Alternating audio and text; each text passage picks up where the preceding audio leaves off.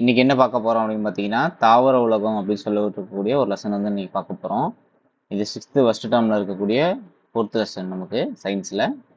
Start பண்ணிடலாம் இன்னைக்கு.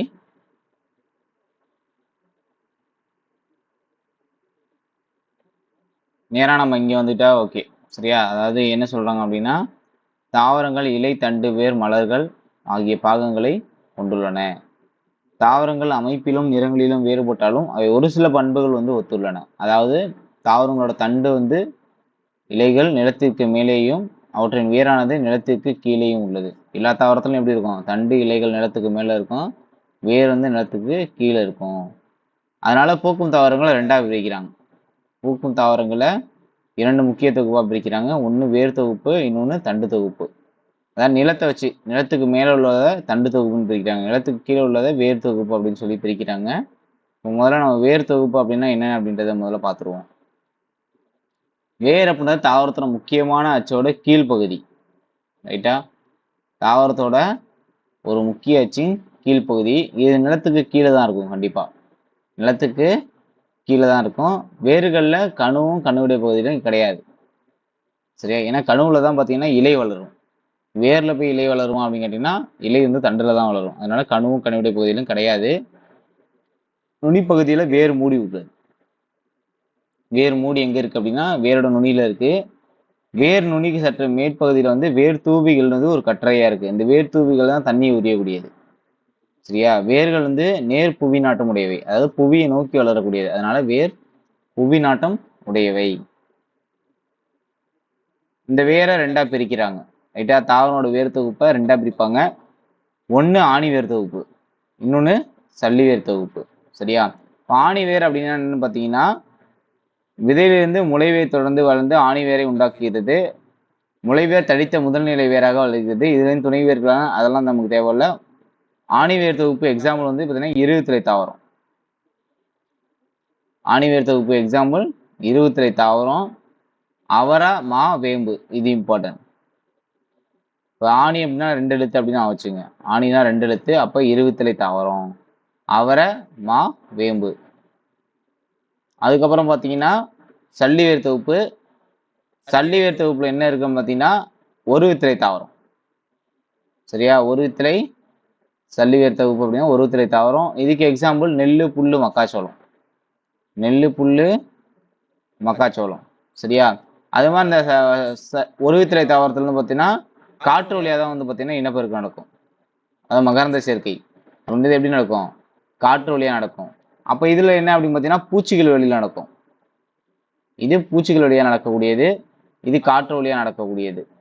வேரின் பணிகள் ரொம்ப ரொம்ப இம்பார்ட்டன்ட். 3 பணி தான் கொடுத்துருப்பாங்க, 3யுமே நோட் பண்ணும். வேர்கள் தாவரத்தை பூமியில நிலைநிறுத்தும். மண்ணிலிருந்து நீரையும் கனிம சத்துக்களையும் உறிஞ்சக்கூடியது. கேரட்டு, பீட்ரூட்டு, அப்புறம் வந்து டர்னிஃபு, கேரட்டு, பீட்ரூட், டர்னிஃபு, முள்ளங்கி, இதெல்லாம் வேர்ல உணவு சேமிக்கக்கூடிய தாவரங்கள். சரியா? கேரட்டு, பீட்ரூட்டு, டர்னிஃபு, முள்ளங்கி இதெல்லாம் வேர்ல உணவு சேமிக்கக்கூடிய தாவரங்கள். இப்போ இது கேட்டிருக்காங்களே, இது என்னது? இஞ்சி தண்டா வேரா அப்படின்னு பார்த்தீங்கன்னா தண்டு தான். இஞ்சி என்னது? நமக்கு தண்டு தான். சரியா? அடுத்து தண்டை பற்றி பார்க்க போகிறோம். நிலத்துக்கு மேற்பரப்பில் வரக்கூடிய தாவர பகுதிக்கு தண்டு தொகுப்பு அப்படின்னு பேர். வேற மையாச்சு தான் தண்டு அப்படின்னு சொல்லுவாங்க. தண்டில் தான் பார்த்தீங்கன்னா இலை இருக்கும், மலர்கள், கனிகள்லாம் தண்டில் தான் இருக்கும். ரைட்டா? அடுத்து பார்க்கலாம்.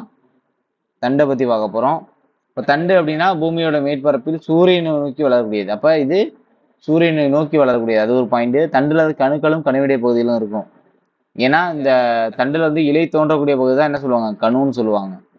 2 கணுக்களுக்கு இடையே உள்ள பகுதி கணுவிடை பகுதி. 2 கணுக்கு இடையில உள்ள பகுதி கணுவிடை பகுதி. தண்டோட நுனியில வளரக்கூடிய மொட்டு நுனிமுட்டு. தண்டோட நுனியில் வளரக்கூடிய மொட்டு நுனிமுட்டு. இலையோட அடிப்பகுதிக்கும் தண்டுக்கும் இடையில உள்ள கோணம் இலைக்கோணம். இலையில் கோணத்தில் தோன்றக்கூடிய மொட்டு கோணமுட்டு. இந்த இலைக்கோணத்தில் தோன்றக்கூடிய மொட்டை கோணமுட்டுன்னு சொல்லுவாங்க. ரைட்டா? இது மட்டும் நோட் பண்ணாலே நமக்கு போதும். சரியா? இங்கே அதான் கொடுத்துருக்காங்க. முனியில் தோன்றக்கூடிய மட்டும் நுனிமுட்டுன்னு சொல்லுவாங்க. கணுவில் தான் என்ன தோன்றும்? நமக்கு இலை வந்து தோன்றும். இந்த கணுவுக்கும் இந்த கணுவுக்கும் இடைப்பட்ட பகுதி கணுவிடை பகுதின்னு சொல்லுவாங்க. இலையோட அடிப்பகுதிக்கும் தண்டுக்கும் இடைப்பட்ட பகுதி இலைக்கோணம் அப்படின்னு சொல்லுவாங்க. இலைக்கோணத்தில் தோன்றக்கூடிய முட்டு கோணமுட்டு அப்படின்னு சொல்லியிருப்பாங்க. அடுத்து வந்து பார்த்தோம் அப்படின்னா தண்டோட பணிகள். தண்டு என்ன பண்ணுது? கிளைகள், இலைகள், மலர்கள், கனிகள் ஆகியவற்றை தாங்குகிறது. இது ஒரு பாயிண்ட். நெக்ஸ்ட்,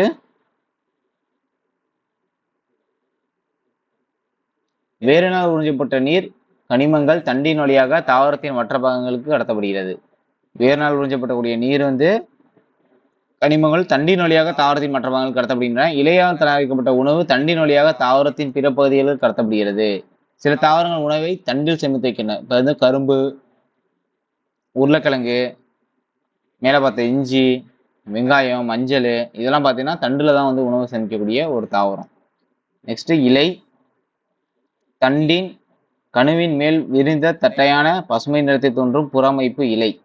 இலைன்னா என்னன்னு சொல்லியிருக்காங்க. அது தண்டுவோட கணுவோட மேல் விரிந்த தட்டையான பசுமை நிறத்தில் தோன்றும் புறமைப்பு இலை அப்படின்னு சொல்றாங்க. தண்டு மற்றும் இலையை இணைக்கும் பகுதி காம்பு, அதுதான் இலை காம்பு. அது தண்டையும் இலையையும் இணைக்கக்கூடிய தண்டு. இது தண்டு, ரைட்டா? இது தண்டு, இது இலை. இதை ரெண்டையும் இணைக்கக்கூடிய இந்த பகுதி தான் பார்த்தீங்கன்னா இலை காம்பு அப்படின்னு சொல்லுவாங்க. இந்த பகுதியை இலை காம்பு. இலைத்தாள்னா இலைப்பரப்பு, தட்டை அந்த பசுமையான தட்டையான பகுதிக்கு இலைத்தாள்னு சொல்லுவாங்க. இல்லைன்னா இந்த பகுதி தான் இலைப்பரப்புன்னு சொல்லுவாங்க. இலையோட மையத்துல மைய நரம்புன்னு சொல்லுவாங்க. மைய நரம்பு துணை நரம்புகள்லாம் போகுமா. இலையோட அடிப்பகுதி இலையடி பகுதின்னு சொல்லுவாங்க. அடுத்து அந்த இலையடி பகுதியில என்ன சொல்லுவாங்க? இலையடி செதில்கள் வந்து இருக்கிறதா சொல்றாங்க, ரைட்டா? இலைகள் பசுமை நிறத்தில் உள்ளது காரணம் வந்து பச்சையம்தான். இதுல என்ன தனிமம் இருக்கு பார்த்தீங்கன்னா மெக்னீசியம் வந்து இருக்கும். சரியா? இதை நோட் பண்ணிக்கணும். இலையோட அடிப்பகுதியில இலை துளைகள் இருக்கு. சரி, அந்த இலை துளைகள் வழியாக தான் என்ன நடக்கும்? நீராவி போக்கு வந்து நடக்கும். அடுத்து இலையோட பணிகள் அப்படின்னு எடுத்துட்டீங்கன்னா ஒளிச்சேர்க்கை மூலம் உணவு தயாரிக்குது இலை. சுவாசித்தலுக்கு உதவுகிறது. இலைத்துளை வழியே நீராவி போக்கு நடைபெறுகிறது. இந்த 3 பாயிண்ட் இம்பார்ட்டன்ட். ஒளிச்சேர்க்கை மூலம் உணவு தயாரிக்கிறது, சுவாசித்தலுக்கு உதவுகிறது இலை, இலைத்துளை வழியே நீராவி போக்கு நடைபெறுகிறது. இது மட்டும் நம்ம நோட் பண்ணா போதும். அடுத்ததுக்கப்புறம் பார்த்தீங்கன்னா விக்டோரியா அமேசனிக்கா அப்படின்னு சொல்லக்கூடிய தாவரம் 3 மீட்டர் விட்டம் வரை வரக்கூடியது, 45 கிலோ எடையை தாங்கக்கூடியது. சரியா? இந்த இலை விக்டோரியா அமேசனிக்கா அப்படி தாவரத்தோட இலை 3 மீட்டர் விட்டம் வளரக்கூடியது, 45 கிலோ எடையை தாங்கக்கூடியது. அடுத்த தாவரங்கள் வந்து நம்ம வகைப்படுத்த போறோம். ஒன்று வந்து பார்த்தோம்னா பூவோட அடிப்படையில் வகைப்படுத்தோம் அப்படின்னா பூக்கும் தாவரம், இன்னொன்று வந்து பூவா தாவரம். சரியா? பூக்கும் தாவரம்னா சூரியகாந்தி, பூவா தாவரம்னா ரிக்ஸியா. அடுத்து விதை அமைந்திருக்க அடிப்படையில் வகைப்படுத்தணும் அப்படின்னா ஆஞ்சியோஸ்போர்ம்னா மூடிய விதை தாவரம், ஜிம்னோஸ்போர்ம்னா திறந்த விதை தாவரம். அது ஜிம்மு திறந்தே இருக்கும் அப்படின்னு வச்சுக்கோங்க. ஜிம் என்ன பண்ணுவோம்? 24/7 திறந்தே இருக்கும். அப்போ திறந்த விதை தாவரம். மூடிய விதை தாவரம் தெரியும். மாம்பழத்துல வந்து பார்த்தீங்கன்னா விதை வந்து உள்ளதான் இருக்கும். அப்போ மூடிய விதை தாவரம் மாம்பழம். திறந்த விதை தாவரம் அப்படின்னா சைக்கஸ் அப்படின்னு நம்ம நோட் பண்ணிக்கலாம். சரியா? அதுக்கப்புறம் வேற என்ன அப்படின்னு பார்த்தீங்கன்னா இதுல எதுவும் இல்லை. அதுக்கப்புறம் வாழிடம் தான். இளவாழிடம்னா என்ன, நீர் வாழிடம்னா என்ன அப்படின்றத நம்ம பார்க்க போறோம். ரைட்டா? பார்க்கலாம். ஃபர்ஸ்ட் முதல்ல வாழிடம்னா என்ன அப்படின்றத தெரிஞ்சுக்கணும். ரைட்டா? ஒவ்வொரு உயிரினமும் உயிர் வாழ்றதுக்கும் இனப்பெருக்கம் செய்யறதுக்கும் அதுக்கு ஒரு இடம் தேவை. அந்த இடம் தான் அது வாழிடம். முடிஞ்சு போச்சா? ஒவ்வொரு உயிரினமும் உயிர் வாழ்றதுக்கும் இனப்பெருக்கம் செய்யறதுக்கும் ஒரு இடம் தேவை. அந்த இடம் அது வாழிடம். அடுத்து இங்க 2 வகையா பிரிச்சிருப்பாங்க வாழிடத்தை. ஒன்று நீர் வாழிடம், இன்னொன்று நில வாழிடம். நீர் வாழிடம்னா தெரியும், நீர் இருக்கக்கூடிய பகுதி. இப்போ குளத்துக்கு குளம் அதை எடுத்துக்கலாம். குளத்துல என்ன இருக்கும்? தாமரை அப்படின்ற ஒரு தாவரம் வந்து இருக்கும். சரியா? அடுத்து வந்து பார்த்தோம் அப்படின்னா அதான் நீர்வாழ் தாவரம் அப்படின்னு சொல்லுவாங்க. நீரில் இருக்கக்கூடிய தாவரத்தை நீர்வாழ் தாவரம்னு சொல்லுவாங்க. நீர் இருக்கக்கூடிய பகுதி நீர்வாழிடம். நீர்வாழிடம் என்பது நிரந்தரமாக நீர் சூழ்ந்த பகுதியையும் அவ்வப்போது நீர் சூழ்ந்த பகுதியையும் உள்ளடக்கியது. நீர்வாழிடத்தை 2ஆ பிரிப்பாங்க. நன்னீர் வாழிடம், கடல் நீர் வாழிடம். நன்னீர் வாழிடம், இன்னொன்று கடல் நீர் வாழிடம். நன்னீர்னா நல்ல தண்ணியா இருக்கும். கடல் நீர்னா கடல் தண்ணி இருக்கக்கூடியது. நன்னீர் வாழிடம்னா என்ன? நமக்கு ஆறு, குளம், குட்டை, ஏரி இதெல்லாம் நன்னீர் வாழிடம். இது ஆகாய தாமரை, அல்லி, தாமரை இந்த மாதிரி மலர்கள்லாம் வந்து வளரக்கூடியது. சரியா? இதுல இருக்கக்கூடிய இந்த பாக்ஸ் மட்டும் நோட் பண்ணிங்க. தாமரையோட இலைக்காம்பில் உள்ள காற்று இடைவெளிகள் அவை நீரில் மிதக்க உதவுகின்றன. அதாவது தாமரை வந்து பார்த்தீங்கன்னா நீர்ல வந்து மிதந்த மாதிரியே இருக்கும். அது காரணம் என்ன அப்படின்னா இலையோட காம்புல உள்ள காற்று இடைவெளி. இலை காம்புல இருக்கக்கூடிய ஒரு காற்று இடைவெளினால மிதக்குது தாமரை அப்படின்றது. அடுத்து கடல் நீர் வாழிடம். வானத்திலிருந்து பார்க்கும்போது பார்த்தோம் அப்படின்னா 71% வந்து நமக்கு நீரால் சூழ்ந்திருக்கும் பூமி. இதுல 70% கடல் நீரால் சூழப்பட்டுள்ளது. அதாவது 71% வந்து பூமியில தண்ணி இருக்கு. ஆனா கடல் தண்ணி எவ்வளவு இருக்குன்னு பார்த்தீங்கன்னா 70% இருக்கு. மொத்த ஒளிச்சேர்க்கையில 40% நமக்கு எது கடல் நீர் கடல் வாழ் உயிர் தாவரங்கள் தான் நடக்குது ஒளிச்சேர்க்கை அப்படின்றது. ஏன்னா கடல்லையும் தாவரங்கள் இருக்கு. கடல்ல இருக்கக்கூடிய தாவரங்கள் தான் 40% நமக்கு ஒளிச்சேர்க்கை பண்றாங்க. ரைட்டா? அடுத்து வந்து பார்த்தோம் அப்படின்னா கடல்ல என்னென்ன தாவரங்கள் இருக்குன்னு பார்த்தீங்கன்னா கடல் பாசி, கடல் புட்கள், சதுப்பு நில புட்கள், தாவர மிதவை. ரைட்டா? இதெல்லாம் வந்து கடல்ல இருக்குன்னு சொல்றாங்க. உலகின் மிக நீளமான நதி வந்து பார்த்தோம் அப்படின்னா நைல் நதி. எவ்வளோ கிலோமீட்டர்? 6650 கிலோமீட்டரு. இந்தியாவோட மிக நீளமான நதினா கங்கை நதி. 25 கிலோமீட்டர். அடுத்து நிலவாழிடம். நிலவாழிடம் தெரியும். 71% வந்து தண்ணி இருக்கும், 29% நிலம் இருக்கும். ஆனா இந்த 29%ல நிலவாழிடம் எவ்வளோன்னு கேட்டிங்கன்னா 28% தான். உலகத்துல 28% தான் நிலவாழிடம் இருக்கு. ரைட்டா? இப்போ காடு எடுத்துக்கலாம், இப்போ புல்வெளி, பாலைவனம் இதெல்லாம் வந்து பார்த்தோம் அப்படின்னா நிலவாழிடங்கள் தான். இப்போ நம்ம உருவாக்கின பண்ணைகள், நகரங்கள், மாநகரங்கள் இது எல்லாமே நிலவாழிடம் தான். நெக்ஸ்ட் இப்போ பசுமை மர காடுகள், முட்புதர் காடுகள் இதெல்லாம் வந்து பார்த்தீங்கன்னா நிலவாழிடம் தான். நிலவாழிடத்தை 3ஆ பிரிக்கலாம். காடு, புல்வெளி, பாலைவனம். ரைட்டா? அடுத்து இந்த பாக்ஸ் ரொம்ப இம்பார்ட்டன்ட். என்ன சொல்றாங்க அப்படின்னா 470 மில்லியன் ஆண்டுகளுக்கு முன்பு உருவான நிலவாழ் தாவரங்கள் மாஸ்கள் மற்றும் லிவரோட்ஸ். சரியா? 470 மில்லியன் ஆண்டுகளுக்கு முன்னாடி வாழ்ந்த நிலவாழ் தாவரங்கள் மாஸ்கள் மற்றும் லிவரோட்ஸ். தென் அமெரிக்காவில் அமேசான் மலைக்காடுகள் இருக்கு. ஆக்சிஜன் தேவையில் பாதியை உற்பத்தி செய்யுது. கொஸ்டின் அப்படின்னா அமேசான் எங்க இருக்கு? உலகின் நுரையீரல்னு சொல்லுவாங்க. காரணம் அப்படின்னா ஆக்சிஜன் தேவையில பாதியை உற்பத்தி செய்யறாங்க. அதனால தென் அமெரிக்காவில் இருக்கக்கூடிய அமேசான் மலைக்காடுகள் உலகின் நுரையீரல்னு சொல்லப்படுகிறது.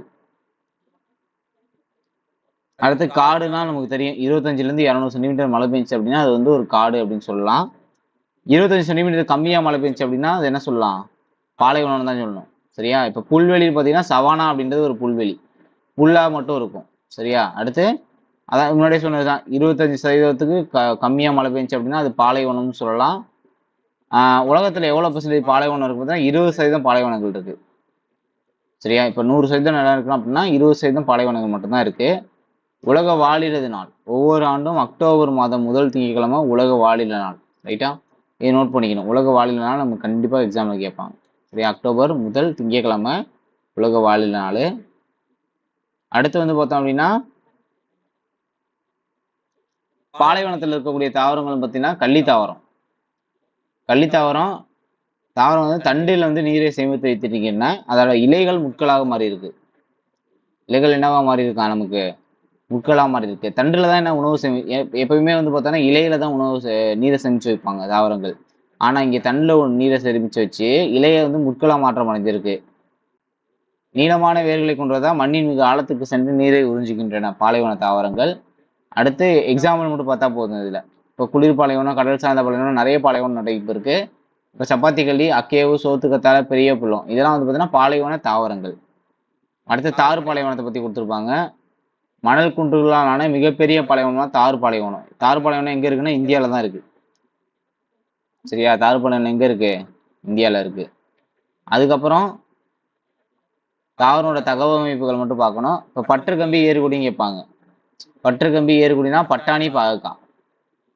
பட்டாணியும் பாவக்காவும் பற்று ஏறும் உறுப்பு. பற்று ஏறும் உறுப்பே பற்று கம்பி. அப்படி இல்லைன்னா இன்னொரு பேர் என்ன அதுக்கு? ஏறுகுடி. பற்று ஏறக்கூடிய உறுப்பு இல்லைன்னா ஏறுகுடி ரெண்டுமே சொல்லலாம். இப்போ இனிப்பு பட்டாணி. சரியா? இனிப்பு பட்டாணி பிளஸ் வந்து பாகக்காய். இனிப்பு பட்டாணிக்கு இன்னொரு பேர் சொல்லுவாங்க, லத்திரஸ்ன்னு சொல்லுவாங்கப்பா. அதையும் நோட் பண்ணிக்கணும். சரியா? அந்த பேருக்கு இங்க கொடுத்துருப்பாங்க. இனிப்பு பட்டாணி அப்படின்னா லத்திரசு. இதை இருக்கு பார்த்தீங்களா? இனிப்பு பட்டாணி அப்படின்னா லத்திரசு. வளரும் பருவநிலையில் அதிவேகமாக வளரக்கூடிய தாவரம் மூங்கில். இதுவும் இம்பார்ட்டன்ட். வளரும் பருவநிலையில் அதிவேகமாக வளரக்கூடிய தாவரம் மூங்கில். அதுக்கப்புறம் பார்த்தோம் அப்படின்னா சங்குப்பூவும் மல்லிகையும் எதுக்கு எக்ஸாம்பிள்னா பின்னுக்குடி எக்ஸாம்பிள். சங்குப்பூ மல்லிகையும் எதுக்கு எக்ஸாம்பிள்? பின்னுக்குடிக்கு எக்ஸாம்பிள். அடுத்த முட்கள். இப்ப சில தாவரங்கள் வந்து முள்ளா மாறி இருக்கும். இப்ப இலைகள் வந்து முள்ளா மாறி இருக்கு சப்பாத்தி கிளியில அப்படின்னு சொன்னோம்ல. சப்பாத்தி கிளியில இலைகள் தான் முட்களா மாறி இருக்கும். சரி? அது மாதிரி அக்கேவ்னா ரயில் கற்றாழை. சரி? அக்கேவ் அப்படின்னா என்னது? ரயில் கற்றாழை. இதில் இலையோட நுனிப்பகுதி முள்ளா மாறி இருக்கும். அதே மாதிரி காகித பூனா பொக்கைன் வில்லா. இதுலயும் என்ன இருக்கு நமக்கு? முட்கள் காணப்படுகின்றன தண்டு பகுதியில். அது இலைகள் தான் முட்களா மாறி இருக்கும் இங்கேயும். சரியா? வேற எதுவும் இதில் கொடுத்துருக்க மாட்டாங்க. அவ்வளோதான் இந்த லெசனு. இந்த லெசனில் வேற என்ன பார்க்கலாம்னு பார்த்தீங்கன்னா, நினைவில் கொள்கை மட்டும் நம்ம பார்த்துக்கணும். இப்போ பூக்கும் தாவரத்தை ரெண்டாக பிரிப்பாங்க. ஒன்று வேர் தொகுப்பு, இன்னொன்று தண்டு தொகுப்புன்னு பார்த்தோம். வேர் வந்து என்ன பண்ணும்? தாவரத்தை மண்ணில் நிலைநிறுத்தும். அது மண்ணிலிருந்து நீரையும் கனிம உப்புகளையும் உறிஞ்சுகிறது. அடுத்து பார்த்தோன்னா தண்டு தாவரத்தோட மைய அச்சோட மேல் நோக்கி வளரக்கூடிய பகுதி. கணு மற்றும் கணுட பகுதி தண்டில் இருக்கும். இலைகள் 3 பணி. ஒன்று ஒளிச்சேர்க்கை, இன்னொன்று சுவாசம், இன்னொன்று நீராவி போக்கு. 3 பணிகள் மட்டும் இம்பார்ட்டன்ட். தாவரங்கள் வாழும் சுற்றுப்புறம் அதனோட வாழிடம். அதாவது ஒரு தாவரம் இருந்து இனப்பெருக்கம் செய்யக்கூடிய அது வாழக்கூடிய இடம் வாழிடம்னு சொல்லுவாங்க. அதை ரெண்டா பிரிக்கலாம். நீர்வாழிடம், நிலவாழிடம். நீர்வாழிடம் எவ்வளவு பெர்சன்டேஜ் இருக்குன்னா 70% இருக்கு. நிலவாழிடம் 28% இருக்கு உலகத்துல. தகவமைப்புகள் அப்படின்னா ஒரு தாவரம் அதன் வாழிடத்தில் அதற்கு வாழ்வதற்கேற்ற அவற்றில் காணப்படக்கூடிய சிறப்பு அம்சங்கள். இப்ப பற்றுக்கம்பி என்ன பார்த்தோம்? பாவக்காவும் பட்டாணியும் பற்றுக்கம்பி அதெல்லாம் ஏறுகொடின்னு பார்த்தோம். பின்னுகொடி அப்படின்னா மல்லிகைப்பூவும் சங்குப்பூவும். மெழுகு தண்டுடைய தாவரம் நேராக நிற்க உதவுகிறது. சரிட்டு, இந்த லெசன் முடிஞ்சிச்சு. நெக்ஸ்ட் நம்ம வந்து அடுத்த லெசன்ல வந்து சந்திக்கலாம். தேங்க்யூ.